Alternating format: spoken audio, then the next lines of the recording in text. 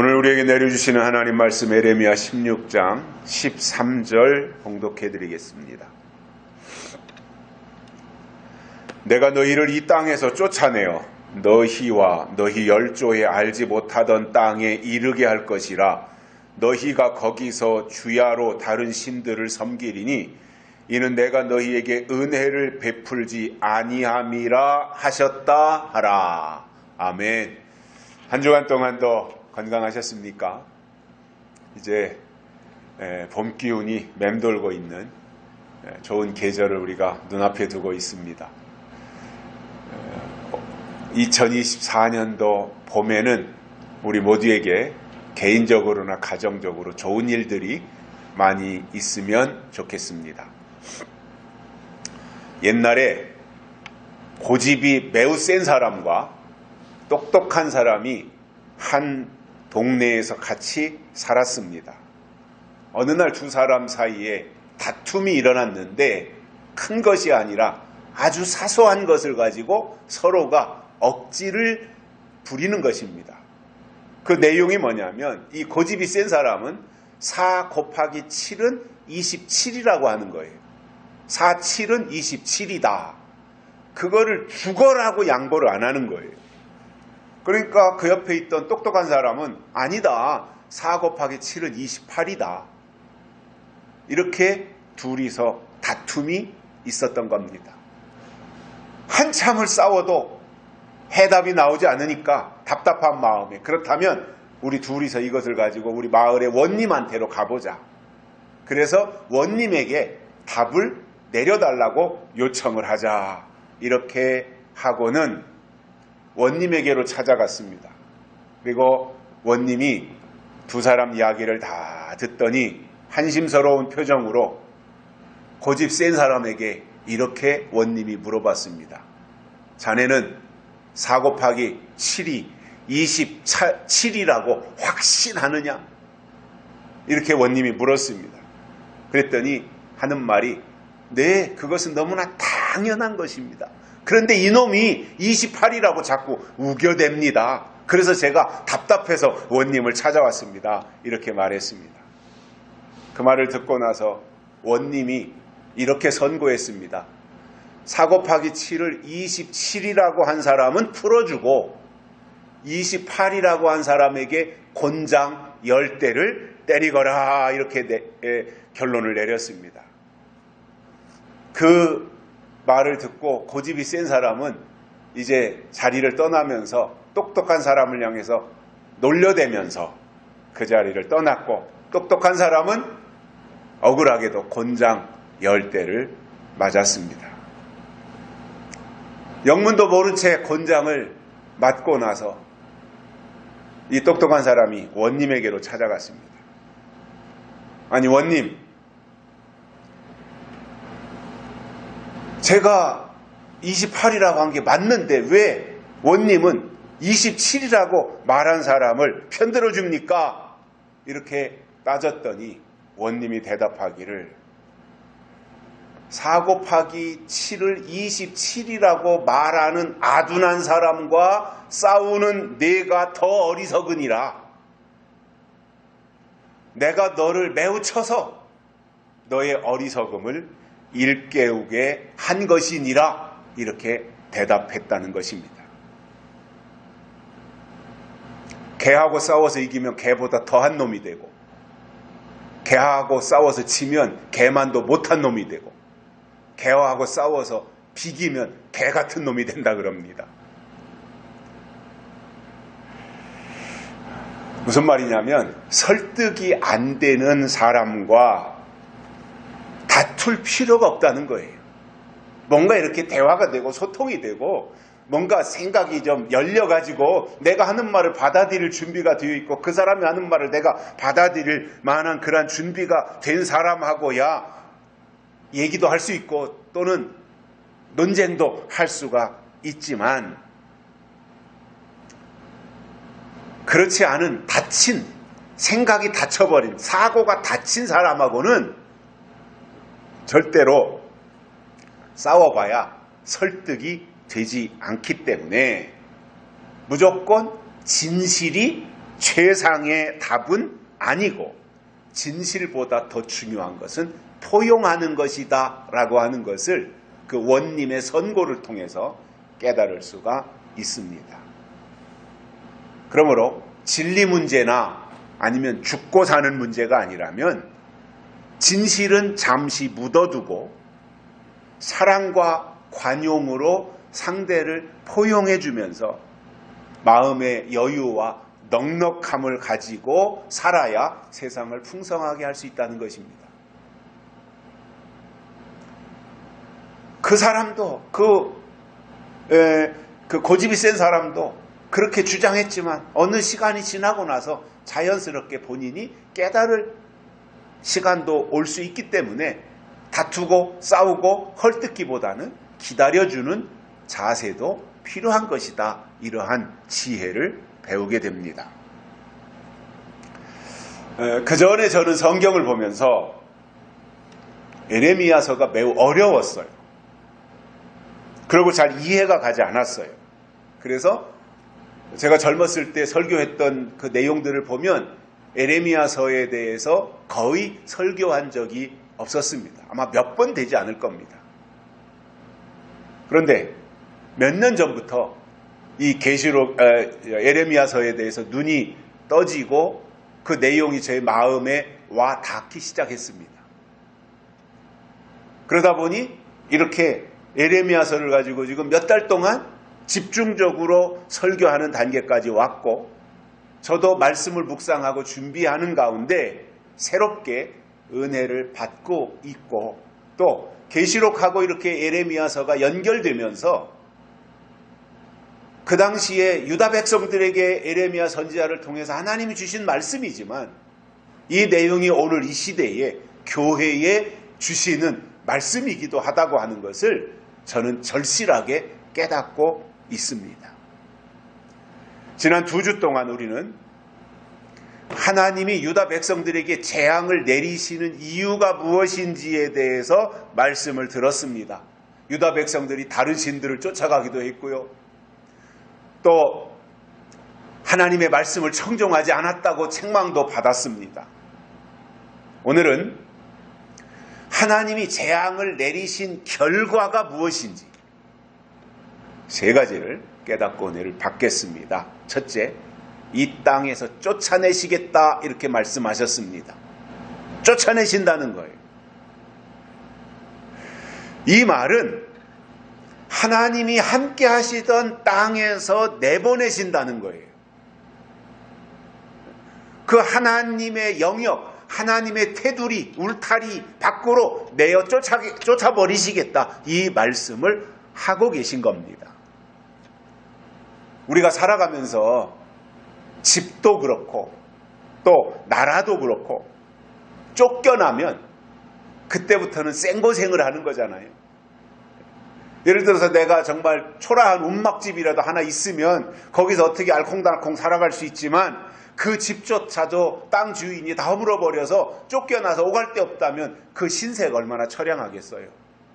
또 우리나라도 일제 식민지 시간을 보냈지만 나라를 빼앗겼을 때 우리가 마음대로 우리의 말을 쓰지 못하고 또 우리의 이름을 쓰지 못하고 내 땅에서 살아가지만 다 약탈을 당해야 되고 이러한 생활을 할 때 그것이 얼마나 힘들었겠습니까? 그러니까 쫓겨난다고 하는 것 자체가 오갈 데가 없는 신세가 되는 거예요. 어디 기댈 곳이 없어지는 거예요. 그게 참 힘들어요. 그죠? 더더군다나 어린 아이들에게 있어서는 더 그렇지 않겠습니까? 무서워도 어렸을 때는 부모가 무섭고 아버지가 무서워도 그래도 거기 기대서 살잖아요. 의지해서 살잖아요. 그렇게 해야만 내가 살아갈 수 있다고 생각하기 때문에 그런 거잖아요. 마찬가지로 유다 백성들은 하나님을 의지해서 살아야 되고 하나님의 테두리 안에서 살아가야 되는데 그 영역 밖으로 쫓겨난다고 하는 것은 그때부터는 살 길이 막막해지는 거지요. 물론 이런 경우도 있어요. 하나님이 아브라함을 부르시면서 너는 내 본토 친척 족속 아비집을 떠나 내가 내게 지시하는 곳으로 가라고 이렇게 말씀하셨을 때 아브라함의 입장에서는 고향을 떠나는 거예요. 모든 연고를 떠나는 거예요. 지금이야 서산이 고향인 사람이 부산에 가서 살아도 얼마든지 잘 살아갈 수 있고, 저 서울이 고향인 사람이 울릉도에 가서 살아도 얼마든지 잘 살아갈 수 있어요. 물론 삶의 질에 있어서 차이는 좀씩 있겠지만 사는 데 있어서는 전혀 어디 가도 꺼리낌이 없는 세상을 지금 이 시대에 우리가 살고 있지 않습니까? 우리가 서산에 주민등록증을 가지고 있다고, 홍성에 주민등록증을 가지고 있다고, 부산에 가서 활동을 못합니까? 대한민국 국민으로서 어디를 가든 대한민국에서는 자유롭게 생활할 수 있는 것이 현재 우리나라의 체계이지 않습니까? 그러나 고대로 올라가서 아브라함 당시에는 씨족 사회였고, 그들이 거기에서 오손도손 이렇게 모여서 친인척들이 같이 살아가는 그 시대에 본토를 떠나고 친척 족속 아비집을 떠난다고 하는 것은 나그네가 되는 거예요. 방랑자가 되는 거예요. 그런데 아브라함의 입장에서는 그것이 고향을 떠나는 것이었지만 사실은 축복이었단 말입니다.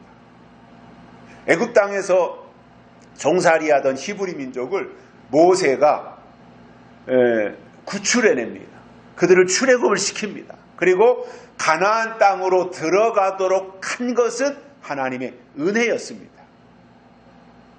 그러나 유다 백성들을 향해서 하나님이 에레미야를 통해서 이 땅에서 쫓아내신다고 하는 것은 에덴 동산에서 선악과를 따먹고 쫓겨난 아담과 하와와 같이 된다는 말이기도 합니다.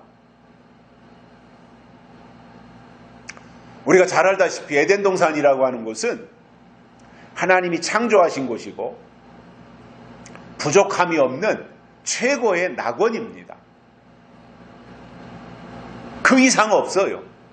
안식이 있고 평화가 있고 먹을 것이 있고 쉴 곳이 있고 이 모든 것이 갖추어진 이 에덴 동산에서 그만 선악과를 따먹고 쫓겨난 것은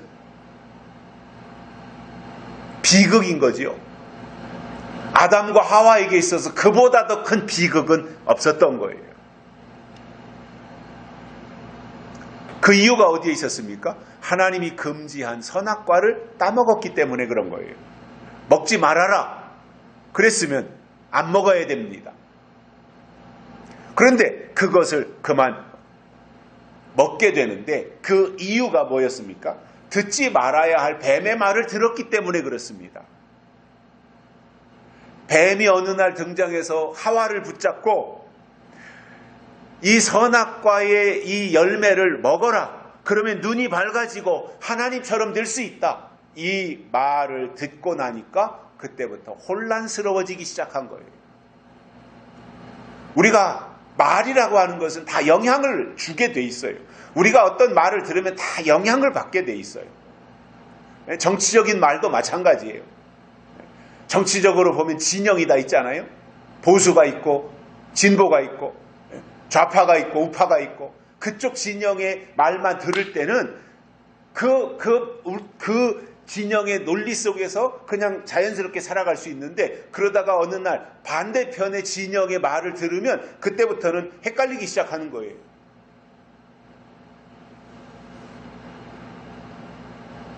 그동안에는 우리나라 역사 교육이 이승만 건국 대통령에 대해서 굉장히 평가를 절하했었습니다. 나쁘게 평가했었습니다. 독재자다 뭐 이러면서 우리 국민을 제대로 보살피지도 않고 도망갔다 뭐 이런 식으로 악담을 했고 굴레를 씌웠었습니다. 그러나 최근에 상영되고 있는 건국전쟁이라고 하는 이승만 대통령의 영화가 이제 방영이 되면서 그것이 어떠한 그 배우가 나와서 하는 영화라기보다는 역사적인 사실에 입각해서 그것을 편집한 그 내용이다 보니까 그 내용, 그 사실이 고스란히 다 그대로 관객들에게 보여지는 거잖아요. 그 영화가 나오면서, 다큐멘터리 영화가 나오면서 사람들의 인식이 바뀌기 시작하는 거예요. 아, 이승만 대통령을 나쁘게 평가했는데 그렇지 않았구나.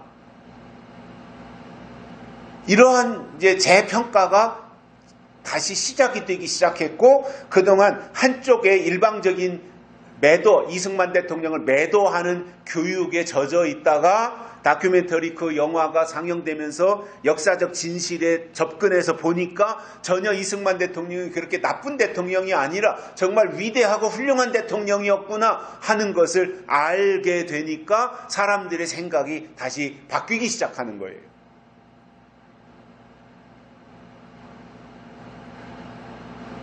좋든 나쁘든 한쪽 말만 있을 때는 사람들이 갈등하지 않아요. 하나밖에 주장이 없으니까. 그런데 하나가 있던 주장에 또 다른 주장이 하나가 나와서 주장이 두 개가 되면 그때부터는 사람들이 갈등하는 거예요. 어느 주장이 진실이냐, 어느 주장이 맞느냐, 이것에 대해서 생각하게 되어지더라 말이에요. 에덴 동산에도 하나님의 말씀만 있을 때는 아담과 하와가 갈등할 이유가 없어요. 그런데 뱀의 목소리가 나오면서부터 아담과 하와는 그때부터 고민하고 번민하며 갈등하기 시작했던 겁니다. 더군다나 하나님이 너희가 이것을 먹는 날에는 정녕 죽는다고 했는데 뱀은 죽지 않을 뿐만 아니라 너희 눈이 밝아져서 하나님처럼 될 것이다, 이렇게 왜곡까지 했어요. 여기서 기억하고 가야 할 것은 하나님이 죽는다고 하셨을 때, 정녕 죽으리라 하나님이 죽는다고 말씀하셨을 때는 영이 죽는 것을 말씀하신 거예요. 그런데 뱀이 죽지 않는다고 말했을 때는 육신이 죽지 않는다고 말한 거예요. 이 관점의 차이예요. 하나님은 영에 대해서 말씀하셨고 항상 뱀은, 사탄은 육신에 대해서 말한다 이거예요. 그래서 하나님은 언제나 영으로 다가오셔서, 영적인 것으로 우리에게 다가오셔서 우리의 육신까지 유익하게 만들어주시지만, 사단은 언제나 육신의 문제를 가지고 접근해서 영을 넘어뜨리는 일을 한단 말입니다. 그래서 미혹이라고 하는 것은 육신의 것을 가지고 접근하는 거예요. 결국 그 목적은 뭐예요? 영을 무너뜨리는 거예요. 그렇다면 영과 육 사이에서 육의 소리에 속지 말아야 하는데, 사실상 우리가 육신을 가지고 살아가잖아요.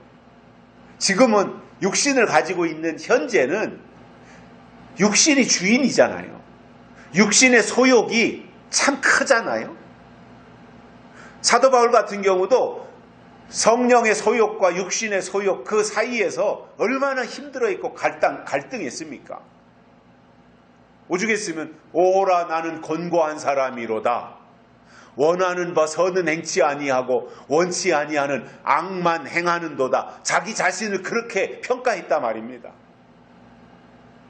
그러니 우리도 늘 육신을 가지고 살아가다 보니 육신의 소리가 언제나 크게 들리는 거예요. 그러다 보니 아담과 하와도 넘어진 것이고 에덴 동산에서도 쫓겨나고 말았던 것입니다. 이처럼 하나님이 우상을 숭배한 유다 백성들을 향해서 아담과 하와를 쫓아냈듯이 이 땅에서 너희들을 그렇게 쫓아내신다고 말씀하셨습니다. 이것을 지금으로 설명드린다면 하나님의 보호 속에서 살아왔던 은혜 시대를 끝내신다는 말입니다. 하나님이 세우신 교회 시대가 2000년 동안 은혜 시대에 꽃을 피워왔는데 이제 이 교회 시대를 하나님이 끝내신다는 말이고, 그때부터는 교회가 있으나 마나한 거 아니에요. 그 시대가 끝나면, 왜냐하면 교회는 건물이 아니기 때문에, 교회는 하나님의 영이 함께하는 사람들의 모임 자체가 교회인데, 하나님이 우상숭배나 하나님의 말씀을 듣지 않거나 이런 것들을 이유로 해서 그들을 재앙을 내리시고 쫓아내신다고 하셨으니 무슨 의미가 있겠습니까? 그러한 모든 것들이. 그러면 선악과라고 하는 것은 하나님이 금지한 거예요. 그리고 그 선악과는 에덴 동산에만 있었던 것이 아니라 이후로 지금까지 오면서 하나님이 성경을 통해서 먹지 말라고 하신 모든 것은 다 선악과에 해당된다 그 말입니다. 그래서 바울이 골로새서 2장 21절에서 이 선악과에 대해서 선악과를 율법이라 그랬는데 이 율법에 대해서 붙잡지도 말고 맛보지도 말고 만지지도 말라 이렇게 설명하신 거예요. 왜? 그것이 선악과이기 때문에. 선악과는 가까이 하면 영적인 것이 무너진단 말입니다. 선악과는 육신의 소욕을 키우는 것이기 때문에 결국 선악과 앞에 서면 영적인 소욕, 영의 소욕은 무너져 내릴 수밖에 없다라는 거예요. 지금 2024년도 우리가 살아가고 있는 이 시점에서 하나님이 금지하신 것은 때가 한참 지난 것을 하나님의 말씀이라고 설교하는 것을 말합니다.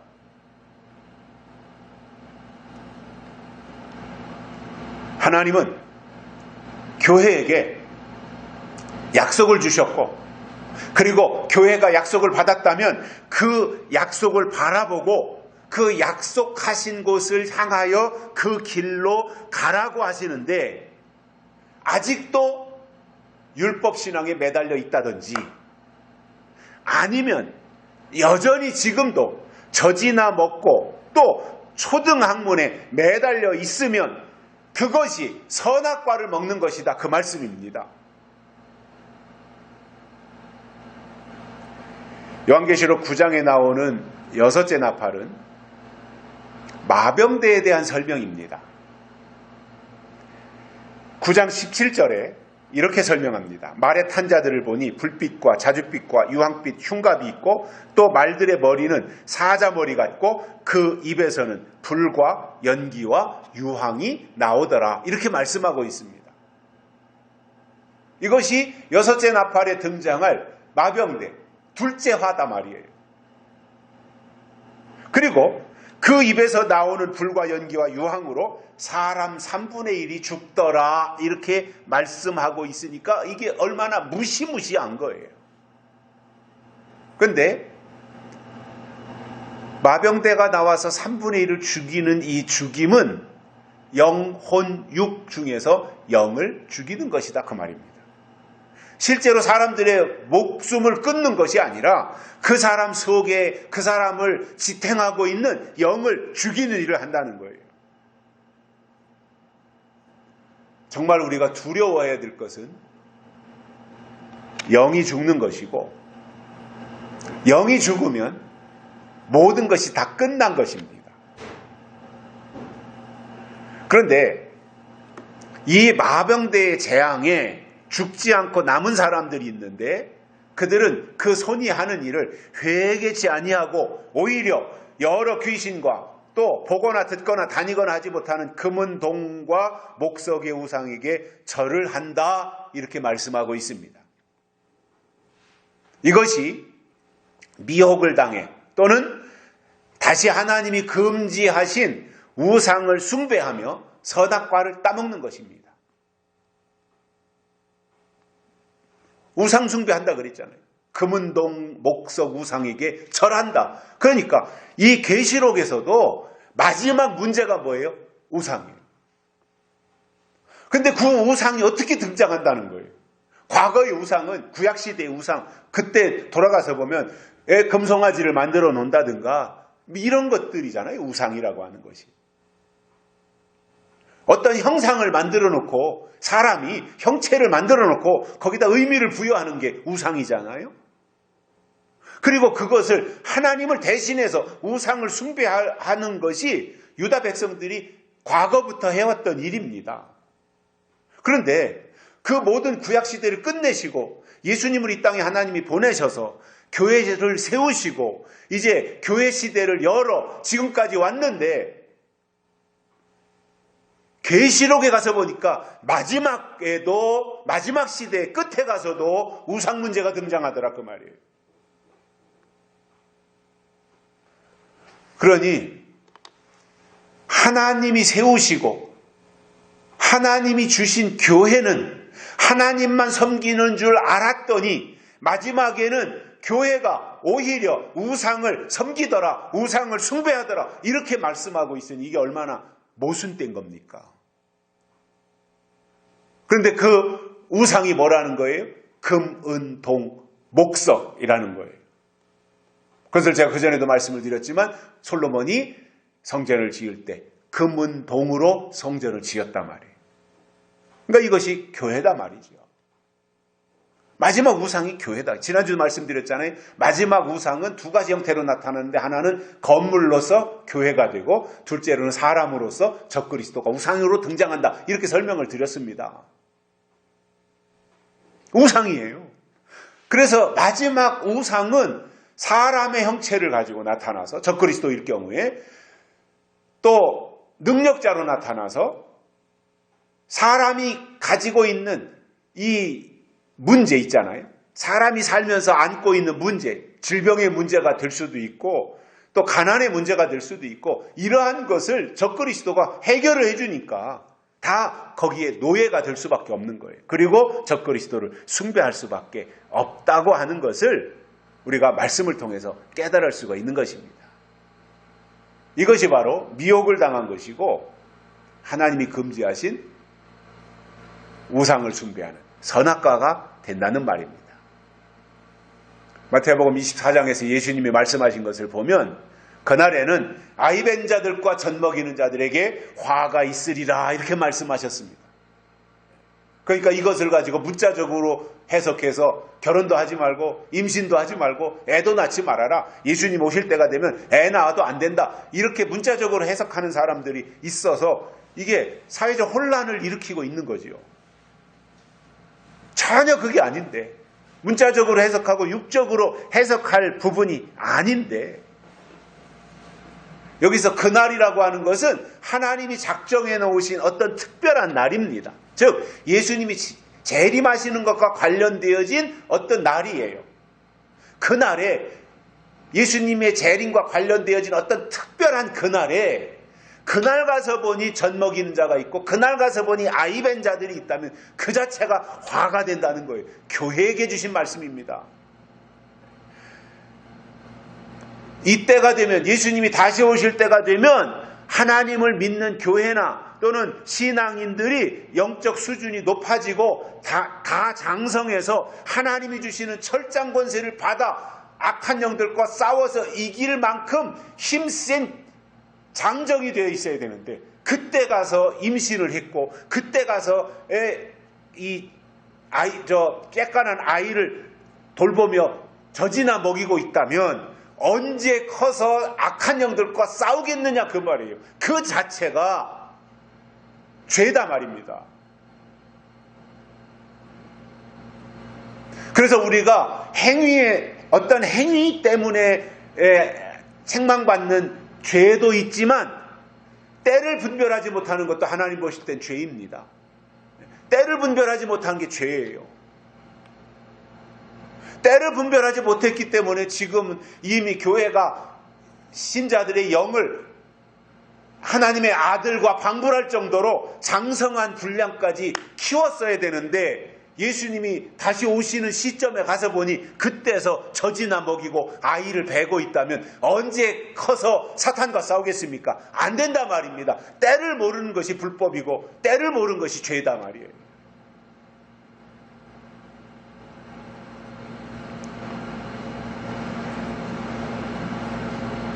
내가 정들어 살던 그 지역에서 쫓겨난다면 그 신세가 얼마나 처량하겠습니까? 승승장구하면서 잘 나갈 때는 오라고 안 해도 갈 데가 많아요. 그런데 쫓겨나서 오갈 데가 없고 환영해 줄 사람이 없으면 오라고 해도 안 갑니다. 제가 요즘은 안 가는데 초등학교 동창회가 있어요. 지금도 되고 있어요. 단체 카톡방을 제가 초대돼서 이제 들어가서 한 번씩 소식을 보는데, 저는 그 초등학교 동창회에 딱 한 번 가고 안 가요. 한 20년쯤 전에 한 번 가고는 안 갔어요. 근데 이제 거기 가서 느낀 게 뭐냐면, 그 중에는 이제 한 20년쯤 전이니까 한 40대 중반, 중후반쯤 됐을 나이인데, 사업해서 성공한 동창들 있잖아요. 걔네들은 아주 뭐 양복에다가 차도 좋은 차 타고 와가지고 회비 내는데, 거기 참석할 때마다 회비를 일반적으로 2만 원씩 회비를 낸다 그러면 그 친구는 10만 원짜리 수표 하나 딱 내놓고 가요. 그리고 끝까지 있지도 않고 잠깐 있다 인사만 하고 또 기사 딸린 자기 차를 타고 쫙 가버려요. 부러움을 사지요. 그런 친구들은 오라고 안 해도 자기가 알아서 다 챙기고 가요. 왜냐? 자기 내세울 게 있잖아. 보여줄 게 있잖아. 나 봐라. 나 이렇게 성공했어. 출세했어. 나 중견기업 사장이야. 이런 걸 과시하는 거예요. 그런데 지하실에서 새빵살이를 한다든가, 지하실 새빵살이 하다가 쫓겨나가지고 오갈 데가 없어서 어디 판자촌에 가서 산다면, 아무리 일가 친척집에 애경사가 있어도 거기 가고 싶겠습니까? 내가 볼 때 내가 초라한데 거기 가고 싶겠냐 말이에요. 쫓겨난 신세가 바로 그런 거잖아요. 두 번째로는 다른 신을 섬기게 하겠다, 하나님이 이렇게 말씀하셨습니다. 이게 재앙을 내린 결과라는 거예요. 두 번째 결과. 다른 신을 섬기겠다. 그러잖아도 유다 백성들은 건듯하면 다른 신을 섬기는 게 주특기잖아요. 그런데 아예 하나님이 그들에게 다른 신을 섬기도록 해주겠다는 거예요. 근데 왜 이렇게 되느냐면, 유다 백성들의 공통점이 있는데, 그것은 귀로는 들었는데, 하나님의 말씀을 귀로는 듣는데 마음은 콩밭에가 있었던 거예요.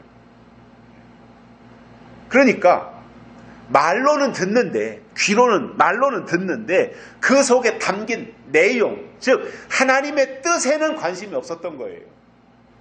하나님의 말씀을 들었다면 그것이 내 마음속에 하나님의 뜻으로 자리 잡아야 되잖아요. 하나님의 영으로 내 안에 오셔야 되잖아요. 그러니까 유다 백성들을 보면 겉으로는 절기와 안식일을 잘 지켰지만 속으로는 다른 신을 섬기고 쫓아갔다고 11절에서도 말씀을 해 주셨습니다.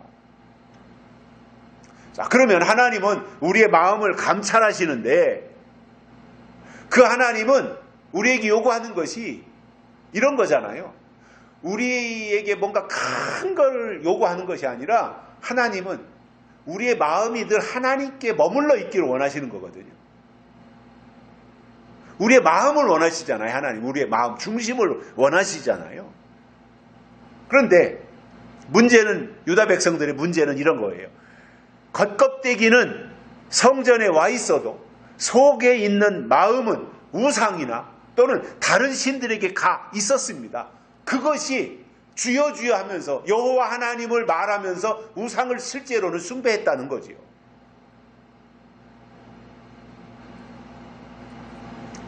요즘 웬만한 교회, 도시에 웬만한 교회의 직분자들도 점을 보기 위해서, 무슨 일이 있을 때는 점을 보기 위해서 점집을 찾아간다고 하는 빛과 소금의 통계가 있었습니다. 하나님께 묻고 다른 신접한 자를 찾아가거나 묻지 않아야 되는데, 이처럼 다른 신접한 자를 찾아가고 우상을 숭배하는 그들은 다 망하게 될 것을 하나님은 강조해 주셨습니다. 하나님은 우리의 마음을 달라는 거예요. 그러니 몸은 저 들판에 나가서 일을 하고 있을지라도, 몸은 저 공장에 가서 일을 하고 있을지라도, 마음은 언제든지 하나님께 가 있을 수 있다는 겁니다. 우리가 예배를 드릴 때 하나님께 헌금을 드리는데, 헌금을 드린다는 그 헌금의 정신이 뭐냐면 내 마음이 하나님께 있다고 하는 것을 물질을 통해서 고백하는 거예요. 사람이 살아가는 데 있어서 돈이 가장 중요한데 그 돈의 일부를, 그것이 11조가 되었든 감사헌금이 되었든 내게 가장 중요한 돈의 일부를 떼어서 하나님께 헌금으로 드리는 것은 내 마음이 지금 하나님께 있음을 물질을 통해서 고백하는 것입니다. 그러니까 아이고 교회 와서 예배 드리는 오늘 헌금 시간이네. 헌금해야지. 그냥 이렇게 지갑 열어가지고 헌금함에다가 돈을 내는 것과 하나님 내가 내 마음이 하나님께 있다고 하는 것을 오늘 또 고백할 수 있게 되어서 감사합니다 라는 마음으로 헌금함에다가 헌금을 넣는 것과는 차이가 다른 거죠.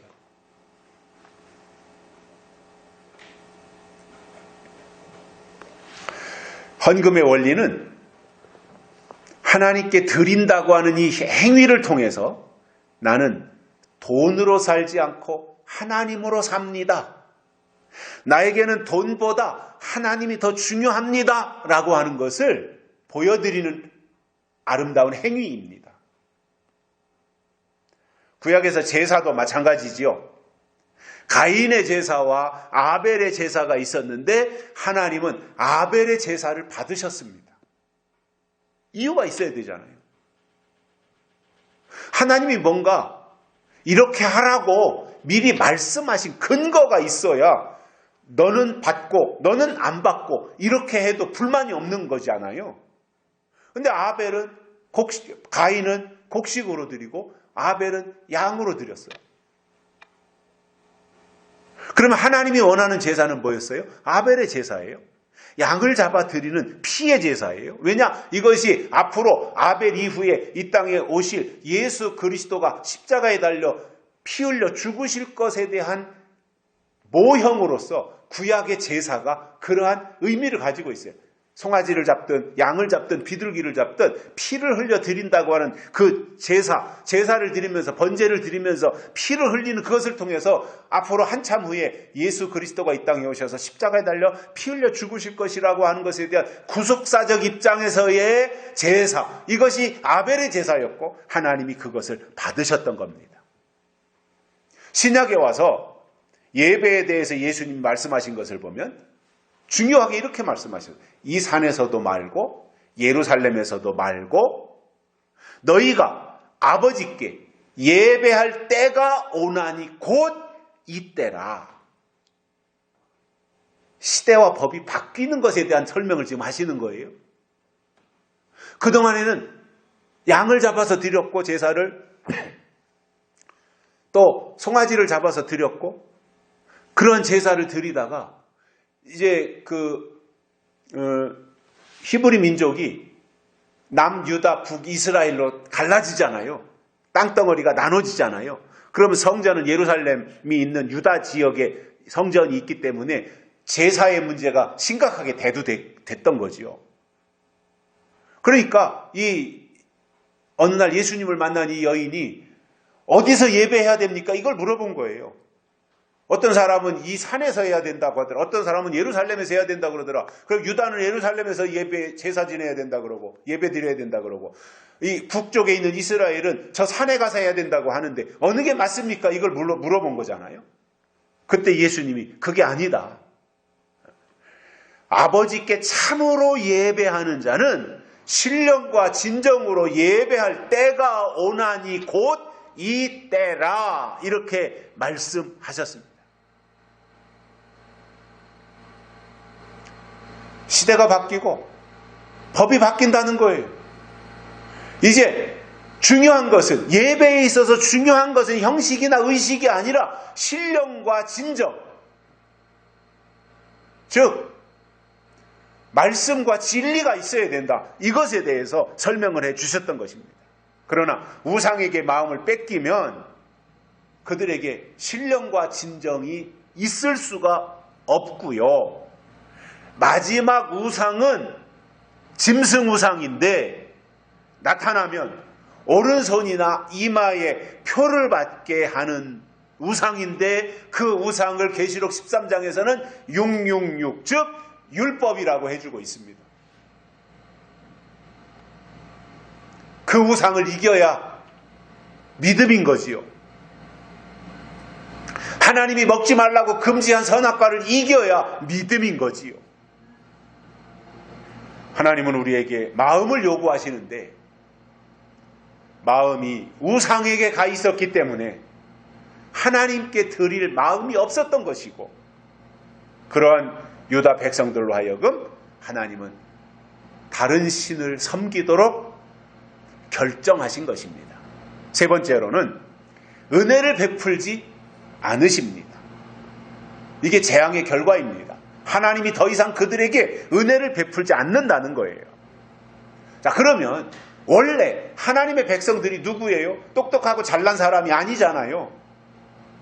힘세서 하나님의 자녀가 되는 게 아니잖아요.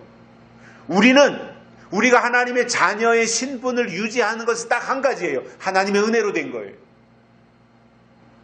그래서 하나님의 사람은 하나님의 은혜로 사는 사람들인데 하나님이 더 이상 그들에게 은혜를 베풀지 않겠다고 하셨으니까 하나님의 백성이 아니라는 말입니다. 그래서 믿음이 크든지 작든지 하나님의 사람으로 살아가는 모든 것은 다 은혜의 영역인데, 이 은혜를 받는 데 있어서 저도 이렇게 사람들을 보니까 다 사람들마다 은혜를 받는 그 시점이나 은혜를 받는 그 내용에 있어서는 좀 차이가 있었습니다. 어떤 분은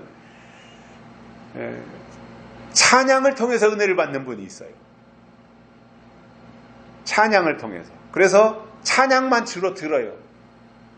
기독교 방송도 켜놓고는 찬양을 주로 듣는 분들이 있어요.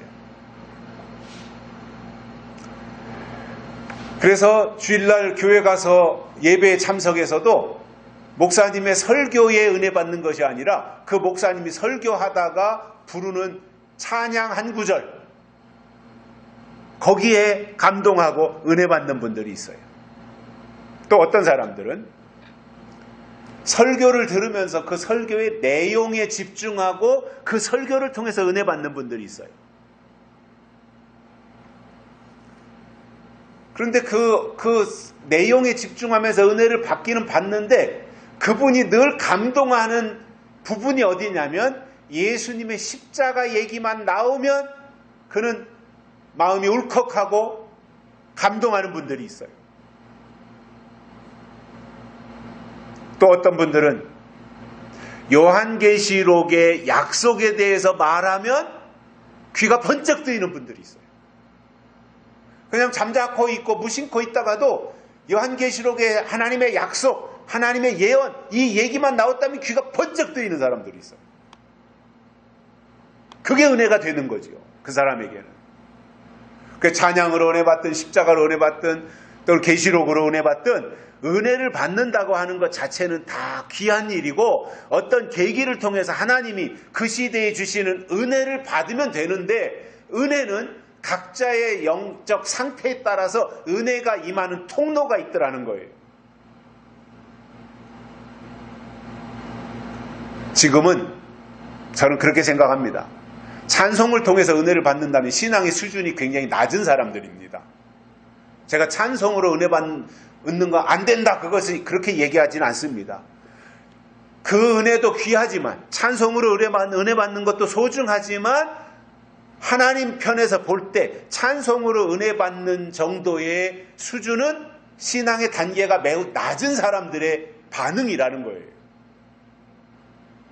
십자가 얘기를 들어야 은혜가 된다는 사람은, 그 사람은 신앙의 단계가 약간 중간 정도에 있는 사람들이에요. 요한계시록에서 예수님의 재림에 대해서 듣고 거기에서 감동이 되는 사람은 수준이 한층 더 올라가 있는 사람들의 형태라는 말이에요. 그렇다면 계시록에서 주시는 하나님의 은혜를 만나야 하는데 수십 년 동안 신앙생활을 했어도 계시록에 대해서 변변스럽게 설교를 듣지 못한 분들이 부지기수입니다. 안 해요. 교회에서 계시록 설교 안 해요.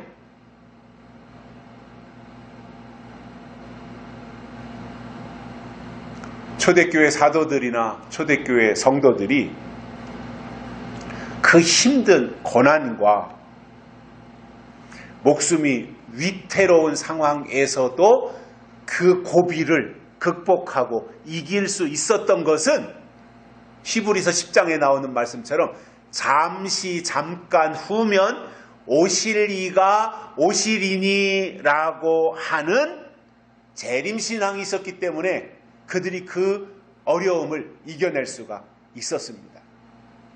제가 교회사에 관심을 가지고 공부하면서 내린 결론이 있습니다. 교회가 예수님의 재림을 강조하고 교회가 요한계시록을 통해서 재림신앙을 강조할 때 그때 교회는 살아있었습니다. 숫자가 많든 적든 그때 교회는 살아있었습니다. 초대교회 때 사도들이 순교를 하는데 통나무를 파고 통나무 속에다가 사도들을 산 사람을 집어넣고 그 통나무 중간을 톱으로 켜서 죽였어요. 시체가 사람 몸이 두 동강이가 나는 거지요. 또 베드로 같은 경우는 십자가에 거꾸로 매달려서 순교했고 안드레는 십자가에 이렇게 X자형으로 매달려 가지고 그렇게 순교를 했습니다. 또 어떤 사도는 아마 저는 그게 가장 잔인했을 거라고 보는데 가장 잔인하게 가죽을 벗겨서 순교한 사도도 있습니다.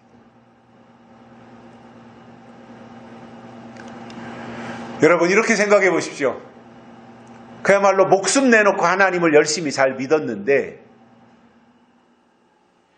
그 결과가 사도들과 같이 이러한 비참한 죽음이라면 그것이 어떻게 영광이 되겠습니까? 일반적인 의미로 하나님을 잘 믿었더니 어느 날 그 집이 돈벼락을 맞았고 부자가 되거나 승승장구한다면 너도 나도 하나님을 믿겠다고 교회로 달려오지 않겠어요? 죽을 병에 걸렸는데 병 고침을 받았고 티코 타던 집이 제네시스를 타게 되고 18평짜리 임대아파트에 살던 사람이 45평짜리 민영 아파트 분양받아서 살게 되고 그 정도가 돼야 사람들이 볼 때는 저 집 하나님 믿고 복 받았어 이렇게 할 텐데 초대교회 때 보면 안타깝게도 사도 요한을 제외한 나머지 사도들은 모두가 다 순교하는데 비참하게 죽었습니다.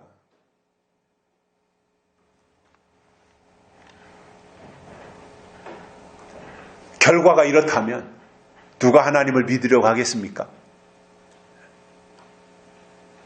그럼에도 사도들이 이처럼 순교할 수 있었던 것은 그들 속에 예수님이 다시 오신다고 하는 재림신앙이 살아있었기 때문에 그렇습니다.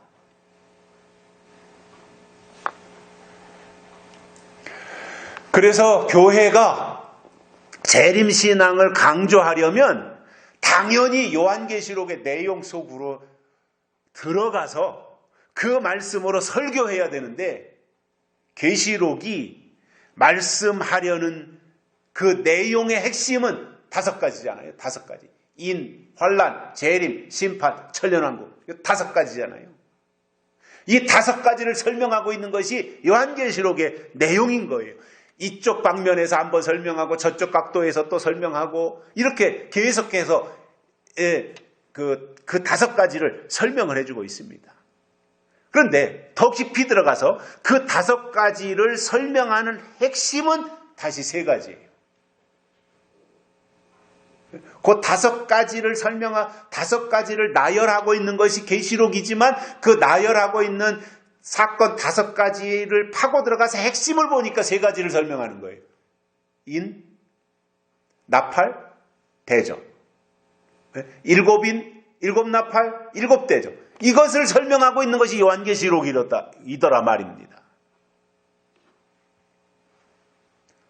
그렇다면 우리가 계시록을 공부하는 사람들로서 또 계시록에다가 우리 신앙의 비중을 크게 두고 있는 사람들로서 계시록의 내용을 통해서 이 시대에 나타내시려는 하나님의 뜻이 무엇인지 깨닫고 준비해야 된다라는 말입니다.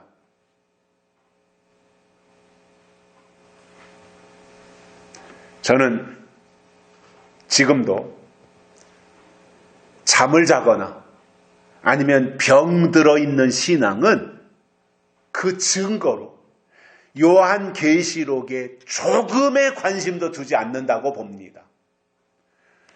아이, 계시록 그거 잘못하면 이단되고 말이야. 계시록 그거 잘못하면 신천지되고, 계시록 잘못하면 시한부정말론 되니까 그 계시록은 건드리지 않는 게 대수야.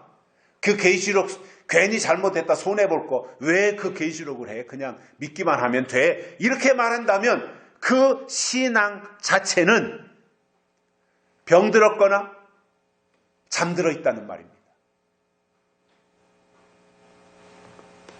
정말 그의 영이 깨어있다면, 살아있다면 그 신앙은 반드시 요한계시록의 내용에 관심을 가지게 되어 있습니다. 물론 잘못된 시한부 종말론은 배척해야 됩니다. 그러나 성경적인 재림신앙은 우리가 발전시켜야 됩니다. 우리는 성경적 재림신앙을 발전시키고 증거하고 전파해서 키워나가자 이겁니다. 하나님의 마음을 계시록을 통해서 세상에 알리자, 세상에 증거하자 이 말입니다. 그 각도에서 저는 계시록을 보면서 깨달은 것이 계시록에 소망이 있더라 말입니다. 계시록은 우리에게 최고의 소망이더라 말이에요. 지금 얼마나 이 세상이 힘들어져요. 지진이 나지요, 전쟁이 나지요, 또 여러 가지 환경 오염이 있지요. 이게 다 지금 우리 살고 있는 이 시골까지도 다 땅속에 케이블이 다 들어가 있어요. 케이블, 전환이 이런 케이블이 다 들어가 있어요. 또 도시가스 배관이 다 들어가 있어요. 전기줄 배관이 땅속으로 다 묻혀 있어요 지금. 그런 사고가 발생하면 안 되지만 도시가스 배관이 땅속에서 한번 폭발했다고 생각해 보십시오. 그런 난리가 어디 있겠습니까? 사실상 우리가 굉장히 지금 안전지수가 높고 우리 사회 분위기가 안전을 지키려고 국가나 지방자치단체가 노력하고 있습니다. 좋은 현상입니다. 그런데 그게 우리가 안전에 대해서 관심을 가지고 있어야 되는 것은 당연하지만 그렇다고 해서 우리가 안전을 보장받을 수 있는 게 아니잖아요. 언제 어떻게 될지 모르잖아요. 이러한 시대 가운데서 우리의 마음 둘 곳은 그야말로 히브리서 기자의 고백처럼 잠시 잠깐 후면 오실 이가 오신다라고 하는 이 말씀을 토대로 삼고 그것을 확장시켜서 요한계시록으로 들어가서 그 요한계시록 내용 속에서 예수님이 다시 오신다. 이 세상은 망하고 끝나는 것이 아니라 예수님이 이 땅에 다시 오셔서 끝나는 거구나. 새로운 창조로 이어지는 거구나. 전쟁으로 핵폭탄 터져서 멸망해서 없어지는 것이 아니라 예수님이 이 땅에 다시 오시면 새로운 창조가 이루어지는 것이구나. 그래서 새로운 창조 속에서 새로운 희망을, 새로운 소망을 우리가 발견하고 그리로 나가는 것이구나. 이것을 우리가 계시록을 통해서 발견하고 가야 된다는 말입니다. 결론으로 하나님이 유다 백성들에게 재앙을 내리신 것은 심술구조서가 아니라 하나님이 하라는 것을 하지 않고 하지 말라는 것을 했기 때문에 그렇습니다. 그 간단한 것을 잘못한 거예요. 그렇다면 우리는 성경을 통해서 하나님의 요구가 무엇인지를 깨닫고 하나님의 사람으로 끝까지 승리해서 잘했다 칭찬받는 종들이 되시기를 주의 이름으로 축복합니다. 살아계신 하나님 아버지 감사합니다. 오늘 또 우리를 불러주시고 말씀을 듣게 해주셔서 진심으로 감사를 드립니다. 재앙을 내리신 결과가 오늘 말씀과 같이 3가지로 유다 백성들에게 임하게 된 이 내용을 보면서 하나님이 말씀하실 때 듣지 않았더니 이렇게 재앙을 당한다고 하는 것을 우리가 보면서 말씀하실 때 듣게 하여 주시고 들은 말씀이 깨달아지게 하시며 깨달은 말씀이 우리의 삶에 기둥이 되고 지침이 되도록 우리를 이끌어 주시옵소서. 다시 오실 예수님의 이름으로 간절히 기도드리옵나이다. 아멘. 찬송가 434장입니다.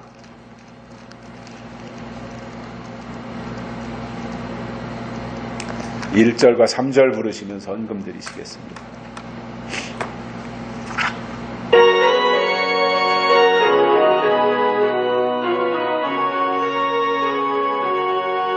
나의 갈 길 다 가도록 예수 인도하시니 내 주 안에 있는 긍휼 어찌 의심하리요. 너로 사는 자는 하늘 위로 받겠네. 무슨 일을 만나든지 만사 형통하리라. 무슨 일을 만나든지 만사 형통하리. 3절입니다. 나의 갈 길 다 가도록 예수 인도하시니 그의 사랑 어찌 큰지 말로 알 수 없도다. 성령 감화 받은 영혼 하늘나라 갈 때에 영영 부를 나의 찬송 예수 인도하셨네. 영영 부를 나의 찬송 예수 인도하셨네. 아멘. 하나님 감사합니다. 오늘 또 우리를 불러주시고 하나님을 예배하게 해주신 것을 진심으로 감사를 드립니다. 우리의 삶이 주님이 땅에 다시 오시는 그날까지 하나님을 집중하게 하여 주시고 하나님께 우리의 마음을 드리게 하여 주시며 하나님의 뜻이 말씀을 통해서 날마다 우리의 신비에 새겨지도록 은혜를 베풀어 주시옵소서. 유다 백성들이 하나님의 말씀을 듣지 않으므로 재앙을 만났고 심판을 당하게 되는 이 안타까운 현실을 보면서 오늘 이 시대에도 지금 하나님이 내려주시는 말씀을 듣지 않는다면 심판당할 수밖에 없는 이 현실을 우리가 보면서 우리가 끝까지 하나님의 뜻에 집중하는 우리 모두가 되게 해 주시옵소서. 하나님께 헌금을 드렸습니다. 우리의 손길을 복되게 하여 주시고 쓰여지는 곳에 놀라운 하나님이 기적이 있게 하시며 우리 교회가 잠자는 영혼을 깨우고 병든 영혼을 고치며 죽은 영혼을 살리는 그 역할을 감당할 수 있도록 은혜를 베풀어 주시옵소서. 이제는 충성된 증인으로 죽은 자들 가운데서 먼저 나시고 땅의 임금들의 머리 되신 우리 주 예수 그리스도의 은혜와 죄에서 우리를 해방하시고 나라와 제사장으로 삼으시는 하나님 우리 아버지의 극진하신 사랑하심과 우리를 진리 가운데로 인도하시고 예언의 말씀을 통해서 장래의 일을 알게 하시는 성령님의 감화 교통 위로 내주 충만하심이 오늘도 하나님 앞에 나와 말씀을 듣고 이 말씀이 유가되어서 주님 오시는 그날까지 믿음으로 살면서 선한 싸움을 싸우고 승리하기를 원하는 사랑하는 종들의 머리 위에와 가정과 자녀들과 기도하는 모든 제목 위에 이제로부터 영원토록 함께 있을지어다. 아멘.